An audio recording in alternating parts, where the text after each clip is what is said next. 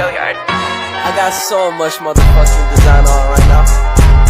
Break it down, bring it back, make it clap. I got 3 old thoughts, new block, where that thing. Bitches on my line, and you know. Baik, assalamualaikum warahmatullahi wabarakatuh. Waalaikumsalam warahmatullahi wabarakatuh. Oke, sebelumnya terima kasih kepada anak-anak semua karena telah mau menyempatkan diri untuk bisa hadir di pertemuan kali ini. Oke, sebelum itu ibu mau aja nih anak-anak ibu semua. Anak-anak ibu udah tahu gak kalau misalnya kita di dalam pertemuan ini mau membahas apa atau bagaimana? Belum. Oke, di pertemuan kali ini kita akan membahas namanya yaitu konseling kelompok. Jadi sebelum itu ibu mau bertanya nih kepada anak-anak ibu semua, apakah anak-anak ibu sudah tahu apa itu konseling kelompok atau apakah sudah pernah mendengar? Saya pernah dengar. Oke, silakan apa yang kamu ketahui tentang konseling kelompok? Kalau menurut saya, yang saya dengar itu konseling kelompok itu kayak kita berkelompok menyelesaikan masalah dulu. Oke, terima kasih ya. Selanjutnya apakah ada yang tahu lagi? Tidak. Oke, jadi konseling kelompok itu benar yang dikatakan anak ibu yang ini, kalau misalnya kita itu menyelesaikan suatu masalah. Jadi kan kita ini berkelompok, jadi kita berdiskusi menyelesaikan satu masalah. Nanti yang bertujuannya agar permasalahan itu terpecahkan. Oke. Nah, sebelum itu kita nih, sebelum itu mau nanya nih, udah ada yang kenal atau belum atau gimana? Belum. Jadi anak-anak itu udah kenal ibu atau belum? Belum juga. Oke, kalau misalnya kita belum ada yang kenal, berarti kita kenalan dulu, oke? Oke. Jadi perkenalannya kayak gini. Nanti ibu sebutkan nama ibu, terus tempat ibu tinggal ibu di mana. Setelah itu, nih dari kanan ibu. Misalnya kamu, nanti kamu sebutkan nama ibu serta tempat tinggal ibu. Setelah itu nama kamu dan tempat tinggal kamu, itu seterusnya, oke? Oke, dimulai dari ibu ya. Oke, perkenalkan nama ibu Reisha Adel, bisa dipanggil Reisha, ibu dari Burajo. Oke, selanjutnya Perkenalkan nama ibu Reisha Adel, bisa dipanggil Bu Reisha, ibu berasal dari Burajo. Perkenalkan nama saya Reisha Azra, bisa dipanggil Azra, berasal dari Bandung. Nama dia Ayani Azra, biasa dipanggil Azra, tinggal di Bandung. Dan perkenalkan nama saya Rahmi Ramadhani, biasa dipanggil Rahmi, saya tinggal di Rambatan. Perkenalkan teman kuliah saya itu Rahmi Ramadhani, tinggal di Rambatan. Perkenalkan saya Lisa Desi dari Padang Panjang. itu teman sebelah saya namanya Lisa Desi, alamatnya di Prapanjang, dan saya di kita alamatnya di Batu. Oke, jadi ini sekarang udah tahu nih, udah kenal nih satu sama lain, sudah tahu namanya. Oke. Nah, ini kan udah tahu nih namanya masing-masing. Jadi ibu menjelaskan lagi tentang konseling kelompok tadi. Kan udah tahu nih konseling kelompok tadi apa sama tujuannya. Siapa yang mau mengulang kembali? Oke, boleh. Konseling kelompok itu tentang menyelesaikan satu permasalahan yang dimana tujuannya itu untuk mencapai apa yang sudah diselesaikan dan permasalahan tersebut. Oke, baik. Terima kasih Rami. Selanjutnya ada lagi yang ingin mau menyampaikan? Sudah. Oke. Jadi di dalam konseling kelompok tersebut ada azas namanya azas kerahasiaan. Jadi di mana kita semua kalau misalnya ada nih satu yang dibahas permasalahan dan itu tuh tidak boleh diubah-ubah. Jadi dengan adanya azas kerahasiaan itu jadi terjaga. Cukup sampai di sini saja permasalahan yang kita dibicarakan atau diskusikan dan tidak boleh dibawa keluar gitu. Dan juga di sini di dalam konseling kelompok di sini ada namanya azas kesukarelaan.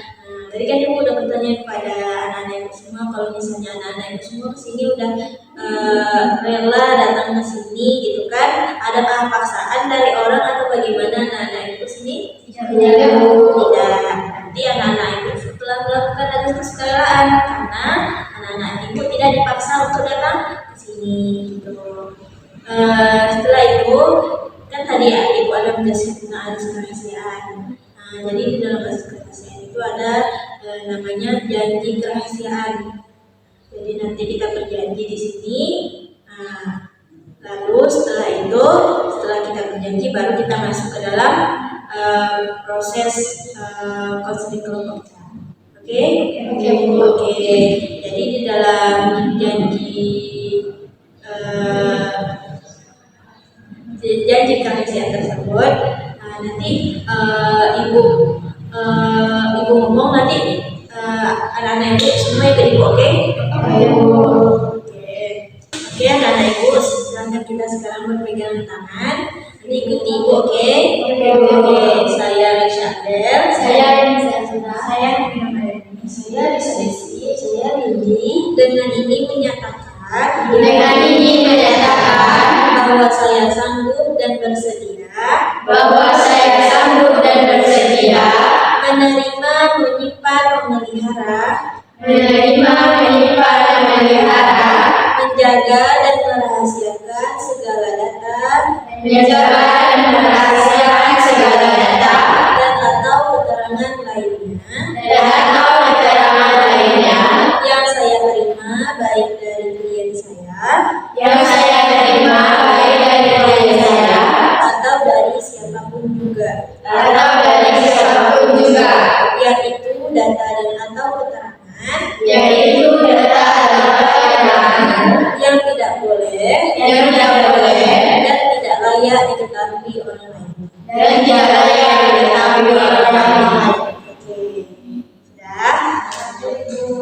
Oke, sebelum ini kita masuk ke dalam topik pembahasan kita di dalam konseling kelompok hari ini. Sebelum itu ibu mau bertanya kepada anak-anak ibu semua, apakah ada yang mau dipertanyakan lagi tentang konseling kelompok atau bagaimana? Tidak ada, Bu. Oke, jadi tadi ibu tidak ada membahas bagaimana cara tata pelaksanaan konseling kelompok tersebut. Jadi di dalam konseling kelompok tadi, yang pertama tadi kita sudah berkenalan, lalu ibu telah menjelaskan apa itu konseling kelompok, terus ibu juga telah menjelaskan azas-azasnya. Oke, anak-anak semua, jadi kan kita nih udah membahas dan udah kita melakukan janji kerahasiaan. Jadi sebelum itu anak-anak ibu ada yang mau bertanya lagi tentang bagaimana konseling kelompok atau apanya gitu? Tidak, Bu. Oke, jadi kan apakah anda semua sudah tahu bagaimana kelanjutan tentang konseling kelompok ini? Belum ya? Belum. Oke, kasih tahu di sini ya. Jadi tadi kan kita udah perkenalan, sudah ibu memberitahu bagaimana itu konseling kelompok, apa itu konseling kelompok, tujuannya, aktivitasnya. Nah, setelah ini kita akan membahas suatu permasalahan. Jadi nanti anak-anak ibu semua nanti memberikan, maksudnya itu menyampaikan apa masalah yang terjadi pada diri anak-anak ibu semua yang sekarang lagi anak-anak ibu rasakan. Setelah kita membahas, ini sudah disebutkan nih satu-satu nih permasalahan dari anak-anak ibu semua. Jadi nanti kita membahas permasalahan yang bagaimana ya, yang urgent gitu, yang harus selesaikan saat ini gitu. Oke, setelah itu nanti kita berdiskusi di sana. Kita menyampaikan pendapat anak-anak ibu semua. Jadi nanti kan kita nih menyelesaikan satu masalah nih, udah dapat kita masalahnya. Jadi anak-anak ibu semua harus bersuara gitu, harus menyampaikan apa pendapat anak-anak ibu semua biar masalahnya sama-sama terselesaikan, gitu ya. Oke. Nah, sekarang Ibu pengen dari anak-anak ibu semua menyampaikan permasalahan yang terjadi pada diri anak-anak ibu semua. Oke, dimulai dari siapa bagusnya? Dari Windy. Oke, silakan Windy. Mungkin masalah yang saya hadapi sekarang itu saya suka begadang gitu, bukan sedikit lebih jadi kayak suka begadang. Oh, suka begadang. Oke, suka begadang. Alasannya? Karena kan pagi itu kan kita kuliah sampai sore, jadi mungkin waktu untuk main HP bagi saya itu sedikit. Nah, tadi saya menggunakan waktunya itu di tengah malam. Oke, itu permasalahan ini. Oke, selanjutnya Desi. Kalau saya permasalahannya ini Bu, ini saya rasain banget sih Bu belakangan ini. Saya tuh kalau misalnya lagi sholat gitu, suka kepikiran yang lain. Jadi saya ngerasa kadang sholat itu kayak untuk melakukan kewajiban aja gitu Bu, nggak merasa benar-benar. Terus karena ibadahnya jadinya nggak kerasa, jadi saya ngerasa menjalani hari-hari itu kayak flat aja, datar aja sebelum itu, nggak merasa bahagia, sedih nggak ada gitu. Oh gitu. Oke. Berarti permasalahan di sini berarti hamba. Iya Bu. Berarti ibadah itu kayak nggak rasa ibadah gitu. Iya Bu. Oke. Selanjutnya. Saya kan selesai dengan tugas kuliahnya itu banyak itu. Berarti karena banyak tugas jadi pikirannya sumpah gitu. Iya Bu. Oke. Selanjutnya. Kalau masalah saya itu tidak bisa membagi waktu antara mengerjakan tugas kuliah.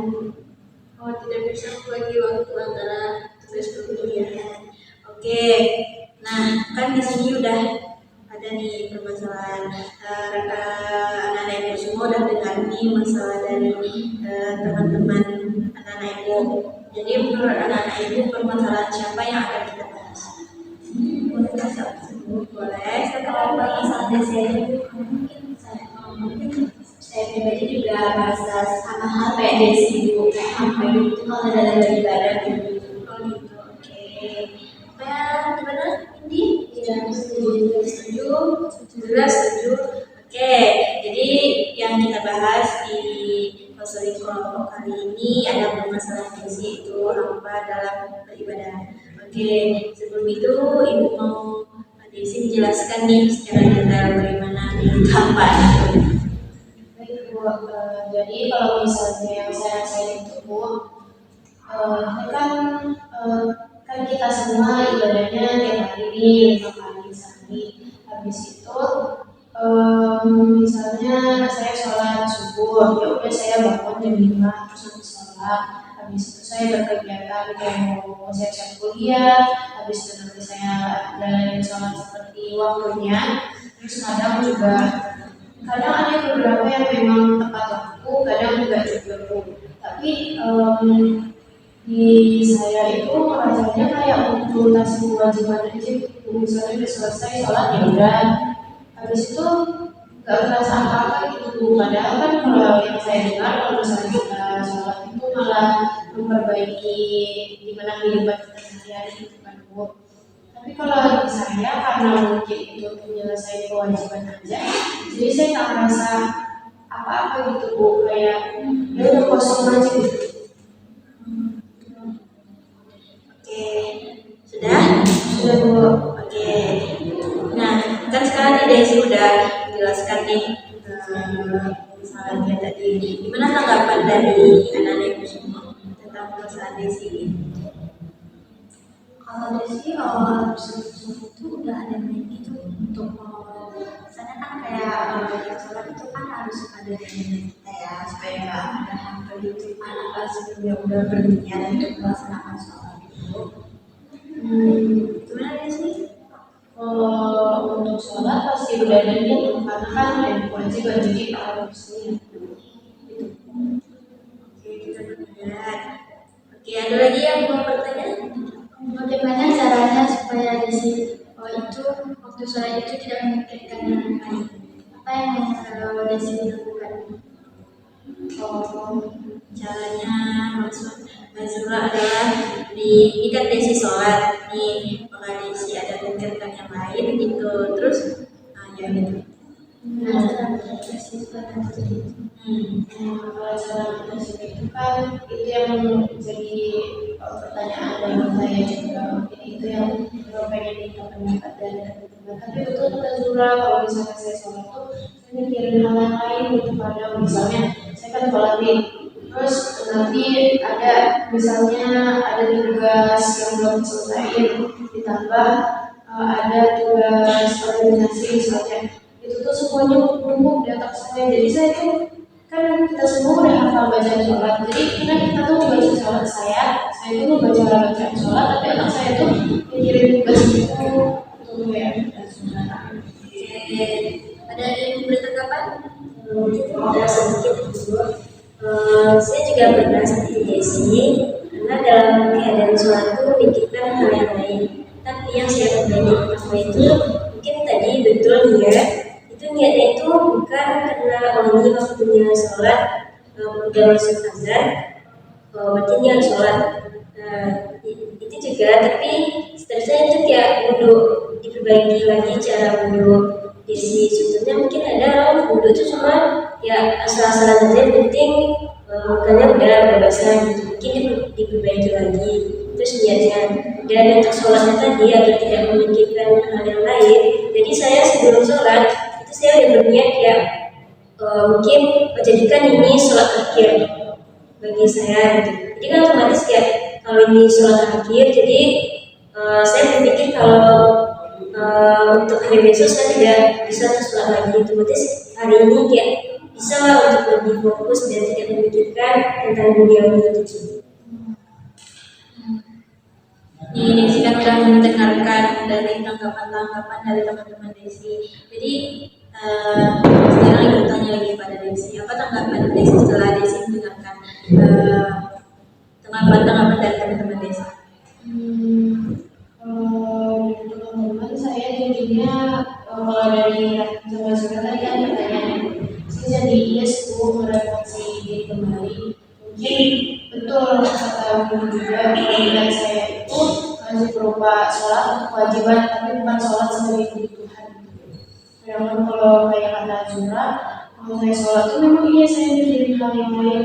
Nah dari yang dijelasin saya jadi ingin coba juga, karena saya belum nyoba kalau menjadikan sholat yang sekarang itu sholat yang terakhir. Jadi kita pengen itu ini ibadah yang sempurna gitu. Dan emang dia harusnya kan sholat itu ninggalin segala kewajiban, maksudnya segala yang kita pikirin di dunia dulu, harusnya kita memang fokus gitu dulu. Jadi saya pengen coba Oke, jadi yang dapat Ibu simpulkan dari anak-anak Ibu semua, ya betul tadi apa yang dibilang ini, kalau misalnya kita mau sholat kita harus khusyuk. Kenapa kayak gitu? Karena ini sholat kita lima waktu, itu kan wajib bagi anak-anak Ibu semua. Jadi kita harus fokus kepada Allah. Itu kenapa dengan cara khusyuk.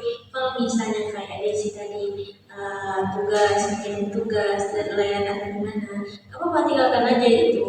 Karena apa? Karena nih kita kan di dunia nih.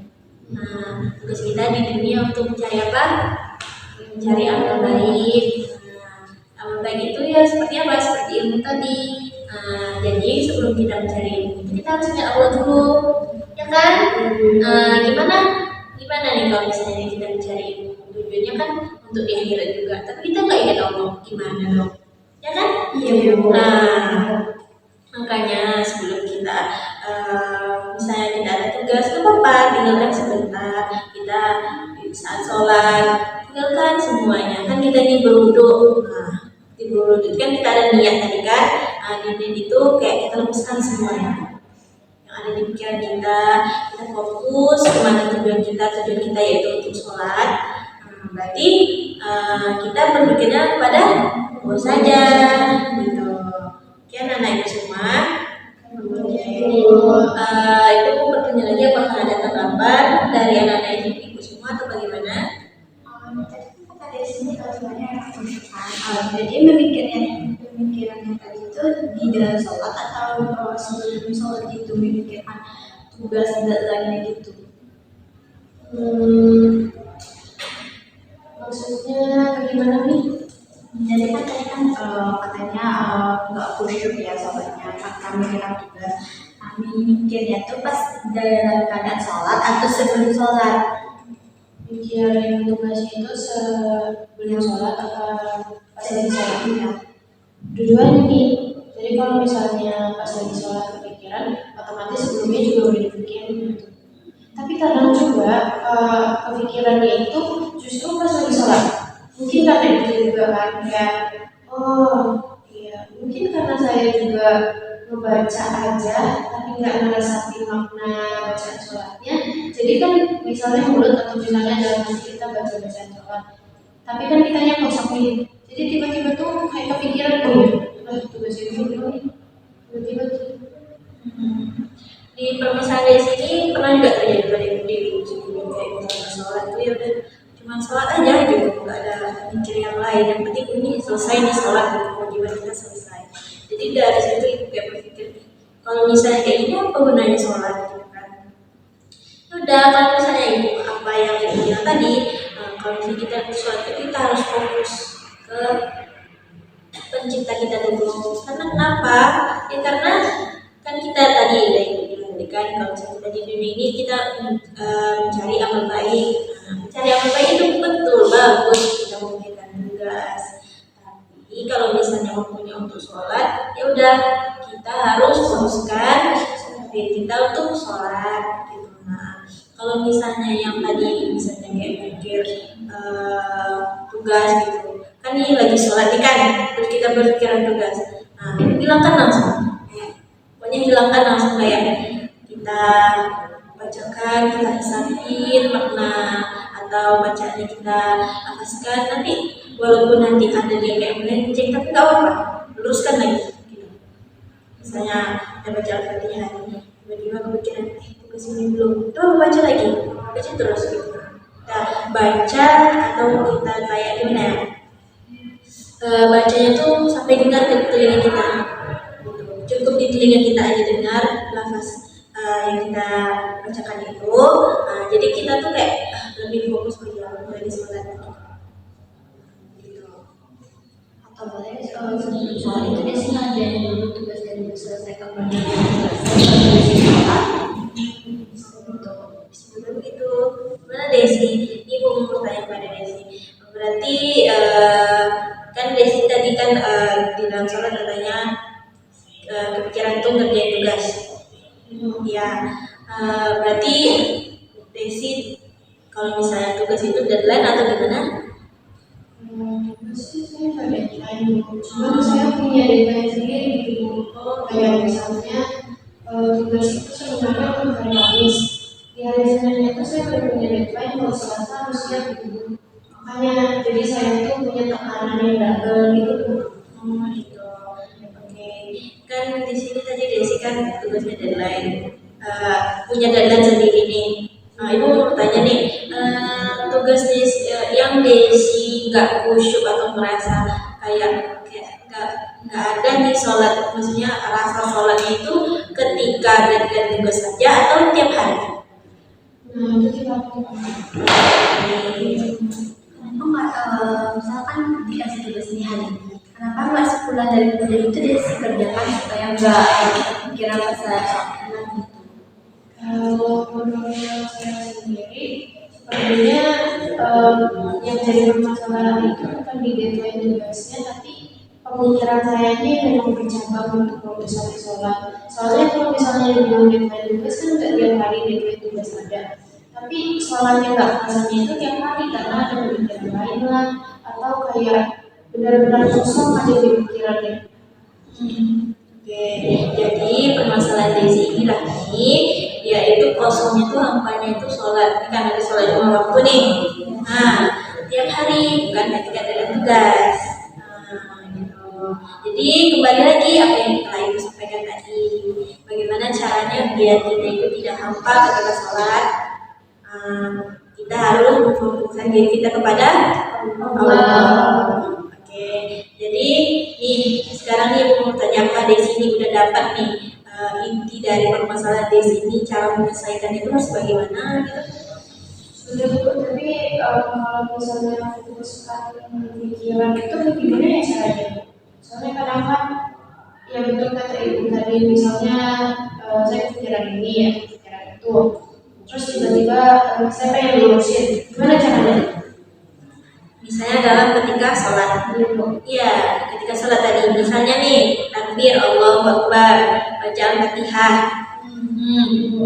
kan Bismillahirrahmanirrahim, Alhamdulillahirrahmanirrahim. Terus ketika itu Desi mikirnya kayak ada sesuatu di pikiran Desi. Nah, kan ibu udah bilang tadi kan sama Desi kalau misalnya nih kita kepikiran nih deadline atau apa tugas gitu kan, coba baca, dengarkan kan kita bacaan kita tuh harus dengar ke telinga gitu. Jadi itu yang membuat kita fokus ke sholat kita gitu. Karena kita sadar kita lagi sholat. Kalau cara dari ibu begitu, gimana kalau misalnya anak-anak ibu cara memfokuskan dalam sholat itu gimana? Coba dari Azra dulu. Tenangkan hatinya dulu. Tenangkan hatinya. Oke, kalau misalnya dari Rani bagaimana? Saya sih fokus aja dulu pada sholatnya. Kalau misalnya untuk tugas itu nanti kan bisa dikerjain setelah sholat. Oke, boleh. Kalau Windy bagaimana? Kalau dari aku mungkin yang pertama itu niatnya mungkin itu karena Allah, bukan karena untuk mengejar Rasulullah nanti sholat, tapi niatnya itu karena Allah. Lalu juga perbaiki wudhunya. Oke, dari ini tadi udah perbaiki wudhu. Kalau misalnya dari lagi tadi fokuskan. Kalau dari Azura tenangkan hati. Kalau dari ibu tadi itu caranya istilahnya, misalnya lagi sholat, terus misalnya lagi karena kepikiran apa jadi memisahkan suara ibu ini dengan telinga, jadi ibu sadar ibu lagi sholat, berarti tujuan ibu untuk sholat gitu, biar gak pikiran yang lain gitu. Gimana Desi? Oke, dari ini kita kan udah berdiskusi lama nih dari pertama sampai akhir. Apa yang dapat Desi sampaikan, Desi pahami dan Desi bisa simpulkan? Bisa Bu. Jadi kalau misalnya untuk masalahnya bersama ini, itu beberapa saran dari teman-teman dan juga ibu itu pengen saya lakuin, kayak contohnya perbaikannya. Habis itu ibunya juga harus diperbaikin. Terus sebelum sholat itu bisa kalau memang ada yang dipikirin aja dulu, terus tenangkan hatinya. Dan kalau pas mau sholat itu langsung fokusin aja ke sholatnya dulu, tinggalin semua tugas-tugas yang ada atau apapun yang pikiran. Nah misalnya pas lagi sholat itu tiba-tiba pikiran lagi yang lain-lain, itu bisa dibacakan apa yang jadi bacaan sholatnya itu lebih besar, jadi nanti kedengaran sampai kita dan kita jadi fokus lagi. Oke, baik, bagus Bu Desi. Ibu yakin kamu bisa, walaupun step by step, tapi setidaknya kita harus teruskan yang pertama. Nanti Desi bisa coba, mungkin apa Desi sholat sekarang? Sholat. Nanti Zuhur Desi bisa mencoba apa yang tadi anak-anak ibu, teman-teman Desi telah sampaikan ke Desi, mungkin Desi bisa mempraktekannya gitu. Coba pas step by step. Pokoknya kita harus luruskan yang pertamanya, oke? Oke. Nah, kan ini permasalahan Desi sudah terselesaikan, alhamdulillah. Oke. Jadi mau bertanya lagi kepada Desi, apakah di Desi masih ada yang ingin pertanyakan atau masih ada yang diragukan atau bagaimana? Ya, untuk saya mencoba aja langsung. Oke, langsung. Oke, bagus sekali. Oke, ini kan permasalahan di sini sudah selesai nih. Nah, dari rekan-rekan bagaimana?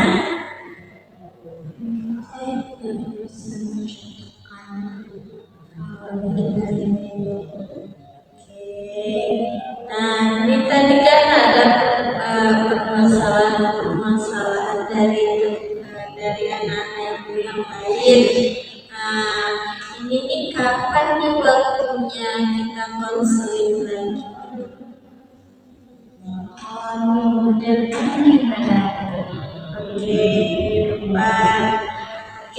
Minggu depan berarti kita konseling lagi. Apakah anak-anak yang bersedia? Sedia. Mungkin konseling kelompok kita hari ini cukup sampai di sini. Dan kalau misalnya ada suatu permasalahan yang dirahasiakan, cukup sampai di sini saja, tidak usah dibawa keluar. Oke, anak-anak ibu semua. Mungkin cukup sampai di sini. Mohon maaf jika ada kata ibu yang salah atau dalam penyampaian atau dalam perlakuan ibu ada yang salah. Ibu mohon maaf. Sampai di sini. Wassalamualaikum warahmatullahi wabarakatuh. Waalaikumsalam.